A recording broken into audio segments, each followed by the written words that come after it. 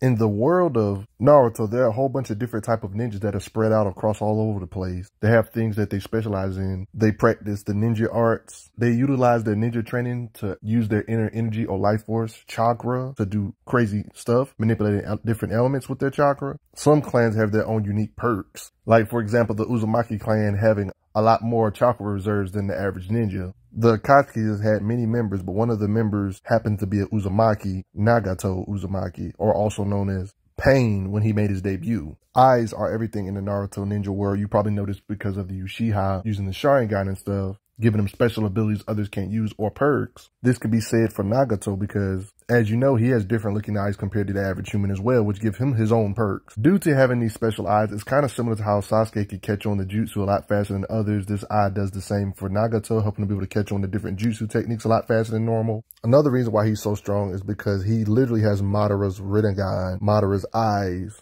because he secretly transplanted them without anyone noticing when that boy was very small, so he had, one can say, an advantage at a very young age, having these eyes. Due to all the tragedies in his life, Nagato and others wanted training from some of the 3 top ninjas at the time, the legendary signing, Jiraiya. So a lot of development happened off screen of him learning different jutsu techniques from the man, the myth himself, one of the teachers that taught Naruto his stuff too. With the original goal to be able to protect himself, he had an edge though. That's how he beat this being even without hardly no training. His power was so great, he even feared his own power. After 3 years of training from his body, soul grew stronger, they had matured. Even helped form his own organization, and it's gotten better as time went by. But let's get into how versatile he is right quick. There's this thing in Naruto called chakra natures. Some characters can use multiple, but it's rare when somebody can use like all the major chakra natures. Rinnegan users like Nagato, thanks to Madara giving him his eyes when he was real young, being well versed in all mainstream ninjutsu, and had mastered all sorts of jutsu by the age of 10. First off, I want to say I'm about to go over 2 different forms this guy had throughout the series. You got this main form, his main body like this. This is his true self, true look. Then you might know of when he decided to have a whole bunch of different bodies that can work in tandem with one another, even though he's controlling them from far away. Oh, wait a minute. That was a mouthful. Hold on. See, what this guy did was literally put stuff in his body,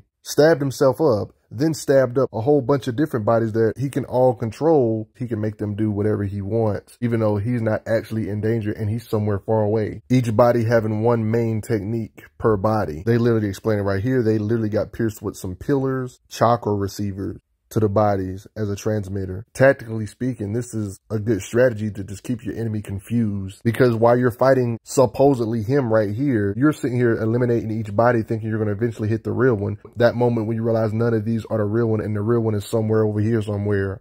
Like, you see this bull crap in his nose right here? These are the chakra receivers that's controlling his body, for example. And thanks to having a Rinnegan, it can see a lot of different things. It's kind of hard to catch him off guard. Like, he can even see an invisible barrier that's covering up Konoha. Someone that tries to enter is detected immediately. And it's a Sharingan thing. He can see chakra with his Rinnegan. Only Uzumaki can have this kind of chakra where they can control 6 bodies even from miles away. All of them Rinnegan's bodies working together in conjunction with one another can see each other's weak spots and have the other one move out the way of an attack one might not be able to see. One of his main abilities is being able to read your mind and even being able to grab your soul. If you're wondering why his appearance changes throughout this video, it's why, because I'm going to be bouncing back and forth between his true body and his other bodies. But at the end of the day, they're all still him, same abilities and stuff. But it's just that everything this one can do, or these other bodies in general can do, this version of him can do better. But I will be bouncing back and forth between them. And all these different abilities that these bodies can do, the main body can do to an even greater degree. It's not my opinion. Naruto literally said it himself when he was in a more powered up state. It's implying that he's stronger here, saying he's facing the real him, not dead people puppets. I mean, he's so hexy that he can even pull top tier versions of Naruto, like Golden Tail Beast form Naruto, try to pull his soul out. He can absorb blast power type of attacks. So it's kind of scary to even use blast against him. He can drain you and absorb your chakra with just touching you, but he can't do this to physical attacks. So you got to stick him with your punches or kicks. He got this Azura's Wrath mode to where his body kind of reminds you of Azura from the game, cybernetic-ish. Like, I'm talking 6 arms, multiple faces, straight up like Azura. Cybernetic body type of elements. He can fire energy, blasts, missiles. He can launch. One of these paths is like a missile launcher machine, basically, Azura path. His blast can level buildings. From his head, can blast multiple buildings apart with his blast power. Can even fire his arm as a bazooka, basically, with enough force to at least destroy thick rock. You can see in occasions like this, during the Jiraiya incident, it can hit platforms that hard to force him to go underwater. You know, he got summons where he can summon creatures like other Naruto characters can do to pretty much get aid on the battlefield as well. He has this entity that can store souls within it. One of the things he summons, it can revive, heal any damaged pain body to help him continue fighting like nothing happened. If you don't answer questions, this thing will rip your soul out manually, especially if you lie. Only certain people can see him if he's asking a question, and if pain touches him, they will also see it as well. He has broken abilities like the Rini Rebirth, stuff that goes beyond life and death. He was literally able to bring people back to life after they actually died. I think we all can agree this is probably one of his more flashier jutsus. He basically has telekinesis. He can pull you or push you away with blast power. Look how he pulls this nail up like this, just to shoot it at you ridiculously fast. I will definitely be back to this in this video later on. You know Nagato is a beast because even when he's controlling puppets basically with these chakra receivers and he's somewhere far away while doing this, not even actually being there on the battlefield, it's weird to say it, but his puppets seem to have a decent amount of combat speed, physical strength, and everything, not just counting straight blast power or jutsu type stuff. One could say this is another way or a big testament of how strong Nagato is or his chakra reserve. Like I said earlier, it literally, whatever those 6 bodies can do, his real body can do better. Like when Jiraiya was in his Super Saiyan mode, Sage mode, when he was physically powered up more than ever before, his puppet body still can physically block his attacks. He's even surprised he blocked my Sage mode attack without looking. Jiraiya in his Sage mode is so mighty that when these big old summons that were like dang near close to building size or at least house size, he could stick them so hard where they go flying, big entities that have to weigh over hundreds of tons and make a big hole like that. Blocking an attack from beings that can hit that hard is ridiculous. And that's just like a puppet body. These puppets are on some drugs because Naruto's Sage mode is even better than Jiraiya's Sage mode. His punches seem to affect Naruto as well. Other pain puppet bodies. Pain bodies like this are strong enough while Jiraiya was off guard in his Sage mode. Even though his Sage mode still got enhanced stats like durability, he was able to hit him so hard it went through a thick wall, went flying, and completely messed up his freaking arm. Strong enough to physically crush his throat. Like this, despite Sage mode Jiraiya being able to withstand being hit through these thick pipes, his durability was promising, but this path was still able to mess his throat up regardless of his durability. There's little stuff like this that nobody pays attention to. Notice all of the debris flying when these paths land, showing his superhumanness. These chakra receivers seem to be really durable to be able to stab Sage mode as well when a different body uses it. One of my favorite pain bodies stabs Kakashi here. We've even seen him go hand to hand with base Naruto. One can argue the strongest path, the one that can do all the flashy blasts, pull you and push you type stuff. You try to blitz him, this path will kick you hard enough to do all that to the concrete. Nobody pays attention to stuff like this when he does physicals, like slamming him into the ground to crack the ground like that to show his power, physicals. And yes, you guessed it, does the famous chakra receiver stab. You can see how hard he slammed him here. Mini crater. I mean, even his summons are stronger than what they look, even though they look strong because they're big and massive. They can destroy big chunks of skyscraper buildings with their strikes and stuff. His creatures are strong enough to where even when they do jutsu that encase him in a big chunk of earth, it still has the might to break out with raw strength. One of his creatures he can summon can ram through thick walls and cave in the wall that much. He has giant rhinos that are giant and massive that can ram through thick walls. Summon centipedes that can smash into buildings. He can do his version of the Rashomon, like by adding extra shielding, by summoning a big bear of stone to block attacks. One can say his summons are strong because they're kind of linked to him. For example, every time you hit him, it grows a new head. Like, that's pretty busted. Nagato pretty much explains you have to hit him first to take it out. But when we get down to the nitty gritty, it's pretty much confirmed that he can float or fly, one could say. Especially this specific path where you can pull, levitate stuff, basically the telekinetic version of him in his body, puppet. You guys already know about the thing I told you about earlier, how he can pull you, push you away. He has higher versions of the same techniques. Each one has different cooldowns. For example, moves like this, he can do every 5 seconds. So one could say kind of semi-spam it, he can. They even say a 5-second interval between it. So he can't spam it, but that's still 5 seconds, isn't long still. But then he has greater versions of this same blast type of technique, like the famous technique known as the almighty push. Well, with one Shinra Tensei almighty push technique, he can blast the whole village away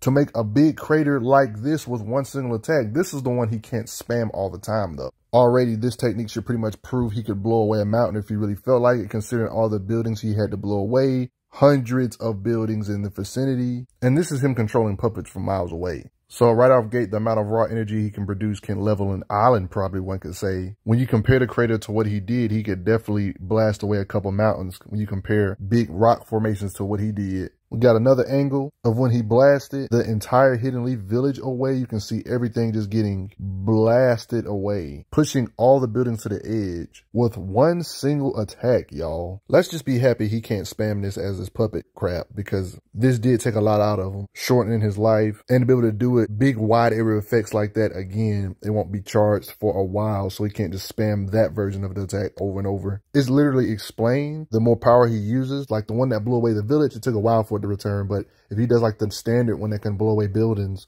without even having to blow away the whole city or whatever, he can just spam it every 5 seconds. Kind of semi-spam it, you know what I mean? In this occasion, fighting and combating Kakashi, we see Kakashi try to hit him with a lightning styled attack. He did an omnidirectional blast, which hit Kakashi and behind him, blasting the earth wall away. When Kakashi tries to do an electrical blast on him, Pain just blasts it away, repelling both physical attacks and ninjutsu. We've seen him pull in Kakashi. This attack shows blast power and defense, because when people try to gang up on him from all directions, he would just do an almighty push and blast a big area of effect. Maybe not as big as destroying the entire leaf, but he can do crazy amounts of power output, repelling it just like that. When Naruto does clones, he would just blast them away.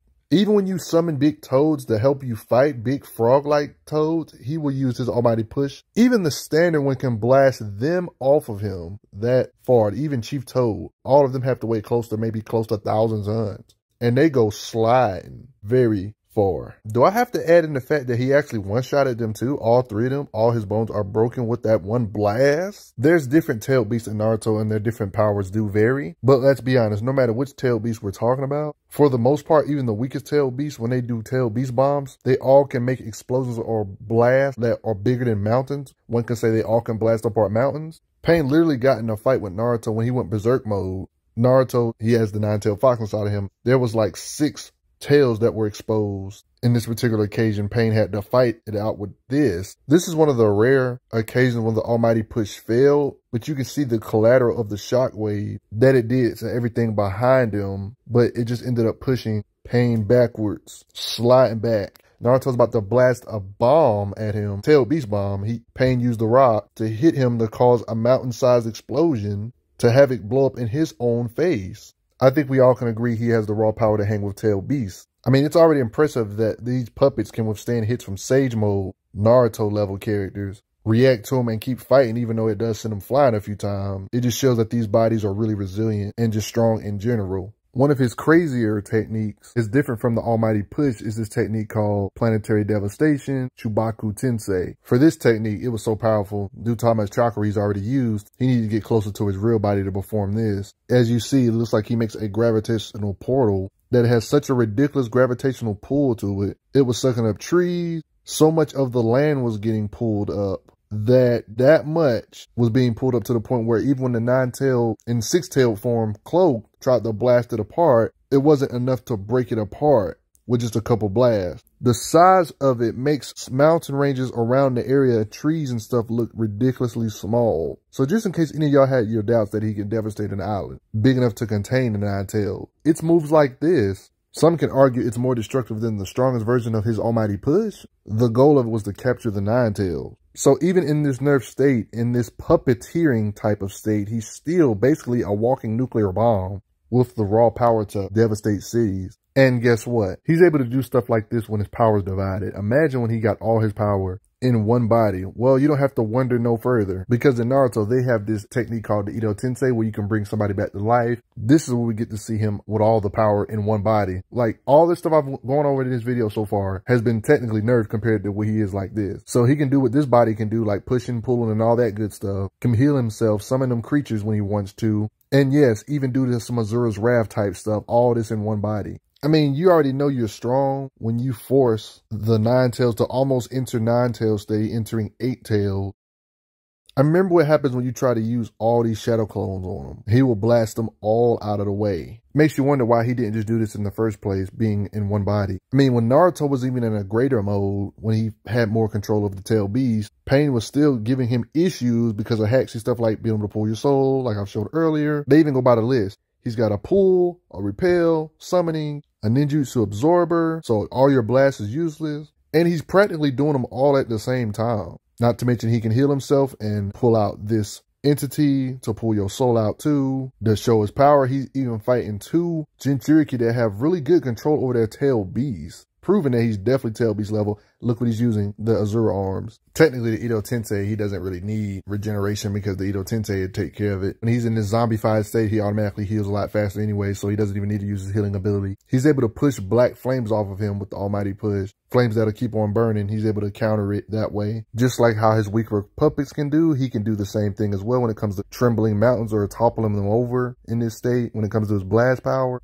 he can just straight up delete mountains. That's pretty obvious, right? Just like the other pains can do, he can definitely blast apart a city worth of things. He was able to blast this much of the forest with an almighty push. Killer B blitzes him, a very skilled controller of his tail beast. Does a lariat, one could say wrestling move, clothesline type thing. He absorbs his energy so much to where it changes him back that fast to his base looking state. It's implied he can absorb energy at a lot faster rate. One can say he blasted away 2 tailed beast level beings, or even 3 if you count Itachi. And that's when he repeats the technique that I showed a little bit earlier from bringing out a big chunk of the earth. Last time he made something to trap beings in or tailed beasts in bigger than multiple mountains. In this particular occasion, though, these 3 tailed beast level beings worked together to break it apart before he really got to do anything with it, though, when he was being controlled. As you can see, he does the gravitational crap where it grabs trees and stuff, starts sucking up the Susanoo. They work together to blast the core, its weakness, apparently, and that's how they was able to get rid of it working together. I low-key kind of wanted to see what was going to be the scale of how this version of the planetary devastation would have looked now that he's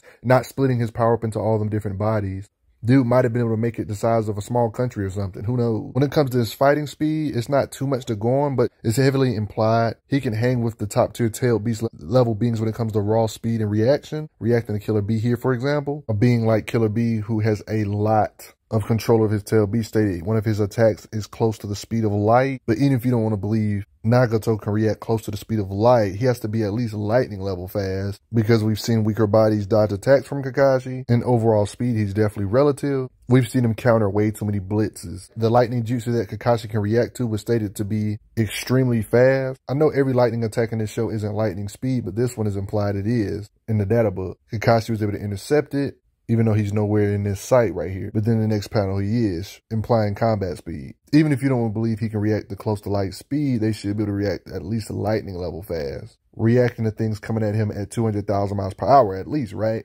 And then we got certain characters that are literally considered speedsters, like the Raikage, for example. Nagato had no problem reacting to 2 beings that are ridiculously fast. Killer B stating that he has a lariat that can attack at close to light speed. Naruto being confirmed to be faster than Raikage, who's faster than Killer B in raw speed. It's evidence of it all over the place. But that could be just me tripping, though. What do you think of that? From my knowledge, it seems like it doesn't matter how powerful the energy blast is. It doesn't seem like it will overload Pain when it comes to his ability to energy absorb. Usually in fiction, you see a character that can energy absorb. Usually there's a limit on how much he can absorb at once. It seems like there's no limit, really. You got to respect Pain, or one would call him Nagato. You got to respect his might. I mean, what's the limit of his energy absorption when he can absorb mountain-shattering attacks like the one Jiraiya does in Sage Mode, for example? Because it's confirmed it can easily carve away a mountain, and he can just casually absorb mountain-shattering attacks over and over again. Yeah, but you gotta respect his might. But what do you guys think? Do you respect Nagato? I think he has some of the flashiest feats. He has a lot of feats you really can't debunk. Like, he actually has on-screen feats of him blowing away an entire village or city. You know what I mean? Carving out a big part of the land that's bigger than mountains. Flashy. But before I get going, I have no choice but to say a quick thanks to those that have donated to the channel. Helps out a lot. Respect Nagato.